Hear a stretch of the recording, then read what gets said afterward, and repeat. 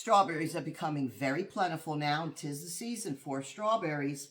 I'm going to show you my quick version of a strawberry topping that you could use for cheesecake, pancakes, waffles, cookies, cupcakes, anything. It's one of those rich, beautiful strawberry fillings you see on top of cheesecakes. And this filling you can freeze, so you can use it later on. Make it when you have an abundance of strawberries and use it later. You can freeze it up to 6 months. This recipe is for 1 pound of strawberries, sliced and diced. And all this recipe uses is cornstarch, lemon, and sugar. And we're going to make a nice strawberry topping that you can have and use with different desserts, even with a simple pound cake. Stay here and watch how we're going to do it. I'm going to take washed, clean, dried strawberries. And I'm going to take the top off. I'm going to slice it down the middle, and I'm going to slice it like that and make 4 pieces, because I like it like this. If it's a little big, cut that slice in half. You want to have it diced.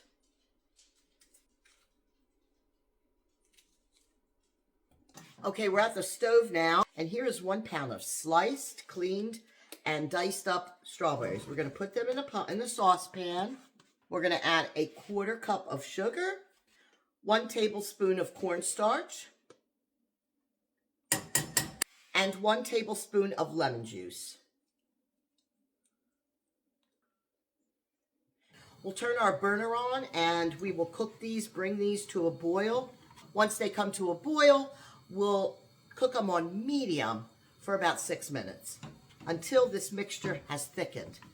Now, if your strawberries are not very juicy to begin with, they're not real soft, you might add a couple tablespoons of water just to get that started. And this is just a simple gel type of strawberry topping that normally you see on top of cheesecakes, but it's great for anything.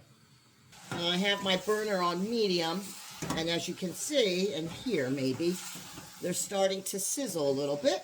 They're going to start to boil soon. Here's what it's looking at after about 5 minutes. I did add about 3 tablespoons of water because my strawberries were pretty fresh and they weren't too well done, so they didn't have a lot of juices. So I put about 3 tablespoons. You want a nice consistency. You want it to be like a topping.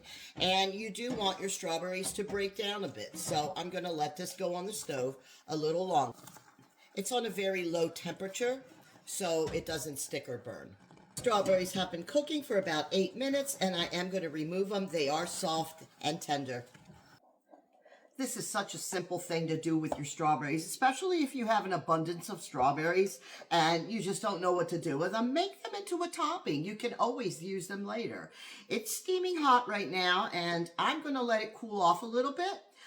They cooked for, like I said, 8-9 minutes, and that was plenty for me.